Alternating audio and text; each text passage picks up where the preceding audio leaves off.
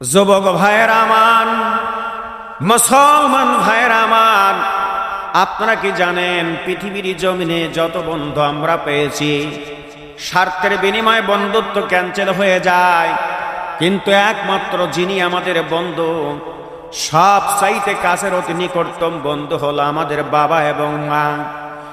এর মতো বন্ধু আর পৃথিবীতে কেউ হবে না। যেই জনম দুঃখনী মা তোমাকে যখন পেটের মধ্যে ধারণ করেছিল, তুমি মায়ের পেটে কতবার লাথি লাগায় দিছ। বিজ্ঞানীরা রিসার্চ করে, কোরআন রিসার্চ করে বলেছেন, মায়ের পেটে যখন সন্তান আসে কমপক্ষে ৪,৫০০ বার মায়ের পেটে লাথি লাগায়া দেয়।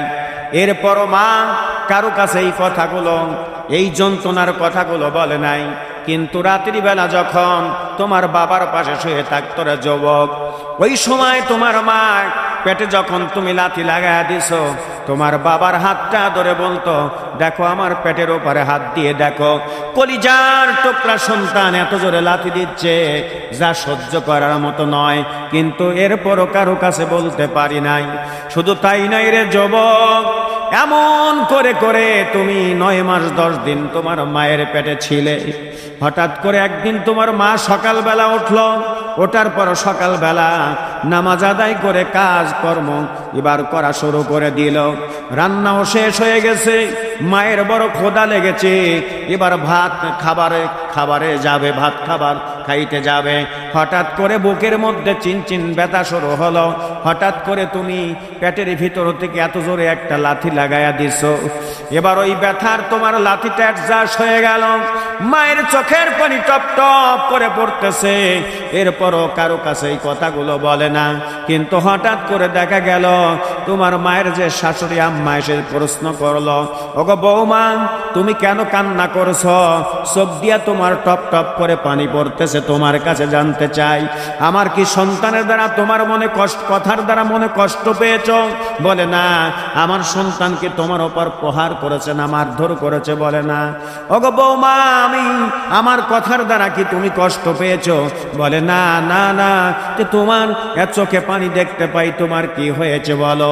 ওই সময় যুবকরে তোমার মা বলতো, ও মা তুমি শোনো, তোমার যেই নাতি ছেলেটা আমার পেটের মধ্যে এত জোরে একটা লাথি লাগা দিছে, যেই লাথির কারণে আমি অস্থিরতা, আমার শরীরটা বড় এবার যন্ত্রণা হচ্ছে, আমি খাবারে বসবো, খাবার খাইতে পারি না। এমন করে করে তোমার মা ৯ মাস ১০ দিন যখন পুরা হয়ে গেছো, তারপরে তুমি পৃথিবীর জমিনে ভূমিষ্ঠ হলা। তোমার যখন পৃথিবীর জমিনে আসবা, তোমার মায়ের আসমান জমিন এক হয়ে যাচ্ছে। মনে হয় পৃথিবীর জমিন ছেড়ে তোমার মা চলে যাবে। এত যন্ত্রণা, কারো কাছে এই কথাগুলো বলতে পারে না। শেষ পর্যন্ত তোমার বাবার কাছে ডেকে ডেকে বলে, স্বামী রে, তোমার সংসারে এসেছিলাম, তোমার সংসার করতে গিয়ে এবার কত তোমাকে মনে কষ্ট দিয়েছি, ব্যথা দিয়েছি। হয়তো তুমি যদি আমার কথার দ্বারা মনে ব্যথা পেয়ে থাকো, কষ্ট পেয়ে থাকো, আমাকে তুমি মাফ করে দিও, ক্ষমা করে দিও। ওগো স্বামী, আমি মনে হয় আর জানে বাঁচবো না, পৃথিবীর জমিন ছেড়ে আমার চলে যেতে হবে। এমন করে করে তোমার বাবার কাছে আরজি পেশ করত। শেষ পর্যায়ে যখন তুমি দুনিয়াতে চলে আসতে, ভূমিষ্ঠ হয়ে যেতে, ওই সময় তোমার মায়ের এবার শরীর থেকে রক্ত ঝরিয়ে পড়ছে। এরপরও দাইমাকে ডাক দেয়া কয়, দাইমা আমার সন্তানটারে কোলে দাও না। সন্তান যাহা মাত্র কোলের মধ্যে নিয়েছে রে, মায়ের শরীর থেকে এবার নিংড়ানো রক্ত পড়ে গেল। ৯ মাস ১০ দিন এত কষ্ট করার পরও মায়ের সব বেদনা ভুলে গেল। এই কলিজার টুকরা সন্তান যুবক তোমারে তিলে তিলে বড় বানাইল। তুমি যখন ছোট্ট ছিলে, ওই সময় তুমি খাবার চাইতে পারো নাই। তুমি তোমার মা দোলনার ভিতরে রেখে যখন কাজে চলে যাইত, ওই সময় তুমি কান্নার আওয়াজ তুলছো। তোমার ওই জনম দরদি মা আসতে পারে নাই। তোমার নিজের ফুফু আম্মা এসে কোলের মধ্যে জড়িয়ে ধরে ডাক দিয়া কয়ে, বাবা কান্না করিও না, আমি তোমার ফুফু আম্মা। এরপর তোমার কান্না বন্ধ হয় নাই। শেষ পর্যন্ত তোমার মা কাজের ব্যস্ততা ফেলিয়ে তোমাকে যখন কোলের মধ্যে জড়িয়ে ধরছে, সঙ্গে সঙ্গে তোমার কান্না বন্ধ হয়ে গেছে, স্তব্ধ মেরে গেছো।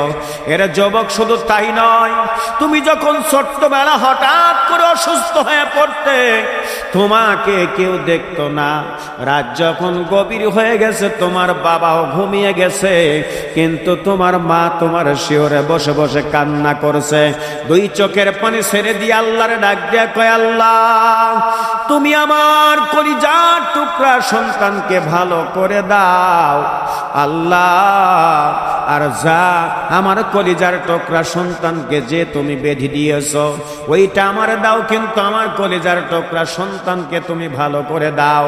এমন করে করে দোয়া করতো, তোমার বাবার ঘুমটা ভেঙে যেত। দেখে তোমার পাশে বসে তোমার মা কান্না করছে, ডাক দেও কয়, কেরে আব্দুল্লাহর মা তুমি কেন কান্না করছো? রাত তো গভীর, তুমি কেন ঘুমাও না?